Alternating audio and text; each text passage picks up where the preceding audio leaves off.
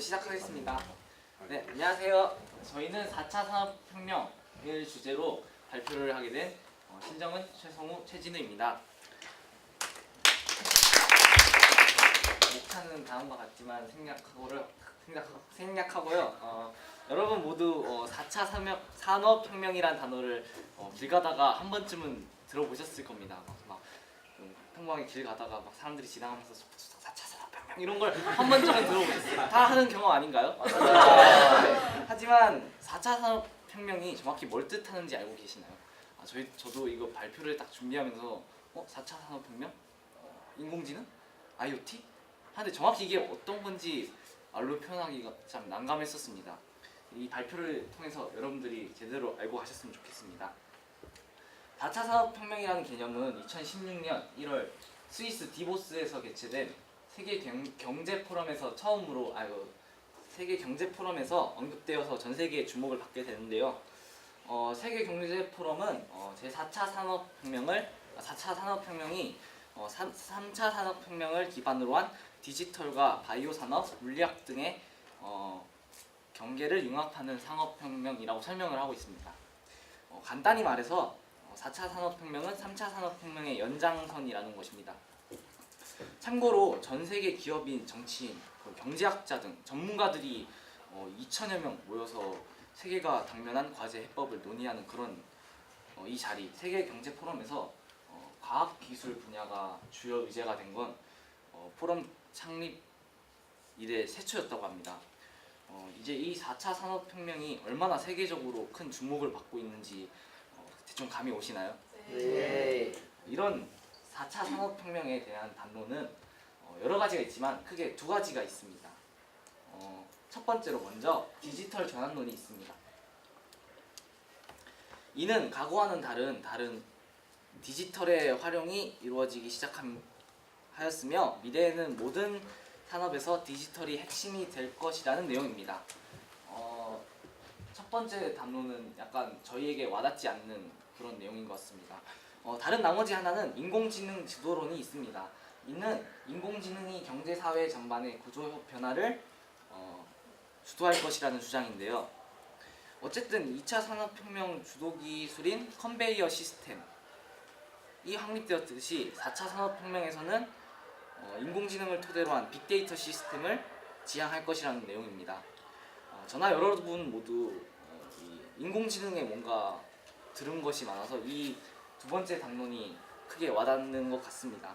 현재 인공지능은 빅데이터 축적을 토대로 빠른 속도로 발전하고 있는 중으로 현 시점에서 이미 4차 산업혁명은 초입 단계에 갔다고 볼 수도 있습니다. 아까 앞에서 말했듯이 4차 산업혁명은 3차 산업혁명의 연장선이라고 하였는데요. 그렇다고 3차 산업혁명과 같은 것은 아니겠죠? 3차 산업혁명과 4차 산업혁명 사이의 차이점도 분명히 나타납니다. 3차 산업혁명은 컴퓨터를 통한 생산이나 유통 시스템이 가동한 정도에 머무른 것이고 4차 산업혁명은 그 기계와 제품이 지능화된 것이라고 할 수 있습니다. 쉽게 말하자면 3차 산업혁명이 하드웨어 혁명, 4차 산업혁명이 소프트웨어 혁명이라는 것이죠. 제1차 산업혁명부터 현재 제3차 산업혁명까지 모든 단계는 이전 시대의 결과물을 토대로 한 단계 도약하는 과정이었습니다. 하지만 4차 산업혁명은 AI 기술에 의해 최적의 상태로 제어되어 새로운 차원으로의 진화라고 할 수 있습니다. 결국 4차 산업혁명을 제3차 산업혁명과 구분짓는 가장 큰 차이점은 바로 연결성이라고 할 수 있습니다. 지금부터는 제4차 산업혁명으로 미래에 변화할 세 가지 측면을 시각자료와 함께 설명드리겠습니다. 첫 번째로 빅데이터와 인공지능을 토대로 새로운 비즈니스 모델을 발전시킬 수 있습니다. 그 예로는 테슬라 전기차와 스마트 팩토리 등이 있습니다.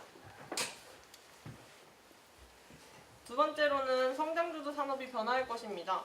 새롭게 각광받을 산업으로는 IT 산업과 의료 분야 사업, 제조업 등등이 있습니다. 이 외에도 기존의 여러 산업들과 IT 산업이 융합되어 많은 성장이 있을 것이라고 기대됩니다.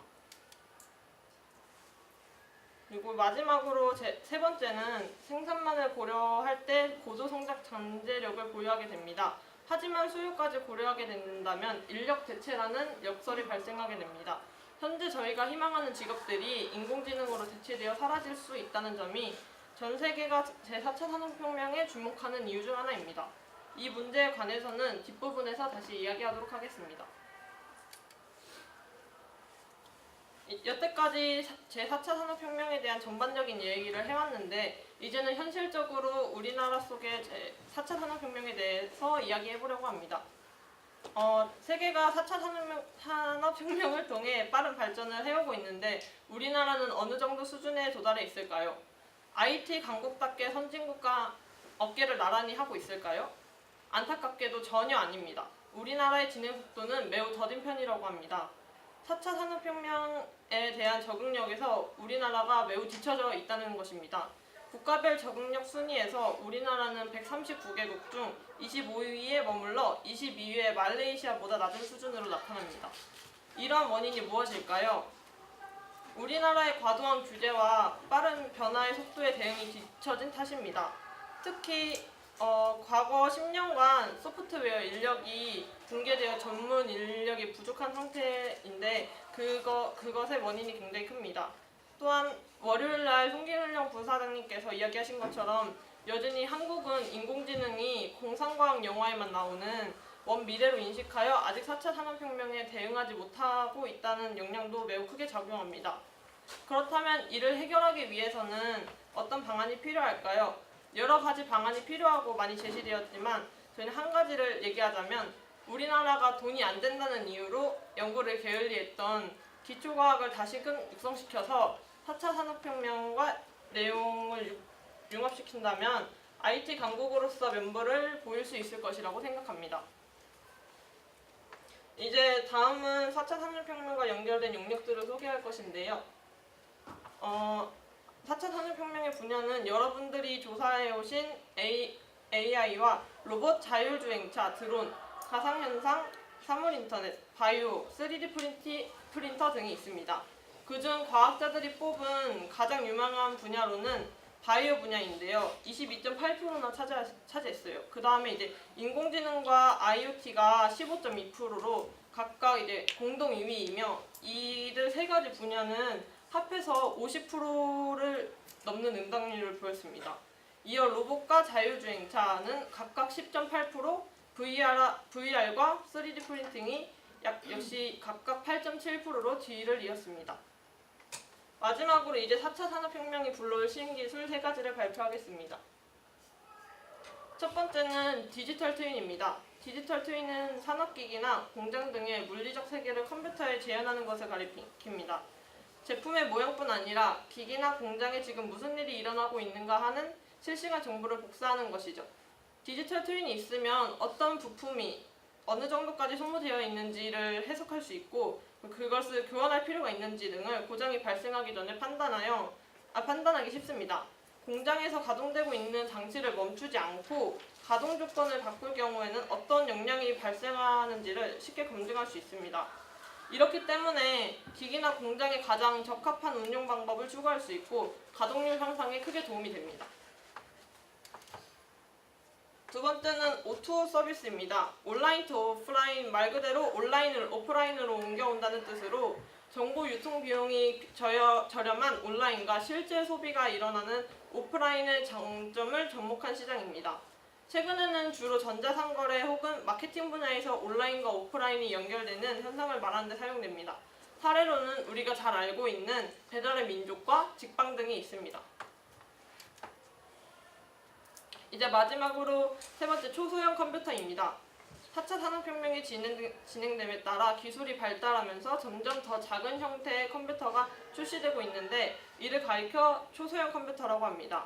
대표적인 초소형 컴퓨터로는 어린아이들을 위한 프로그래밍 교육용으로 이용되는 이 라즈베리 파이와 그리고 USB 메모리와 진짜 똑같이 생긴 NK802 시리즈와 코튼 캔디 등이 있습니다. 지금까지 저희의 발표를 들어주셔서 감사합니다.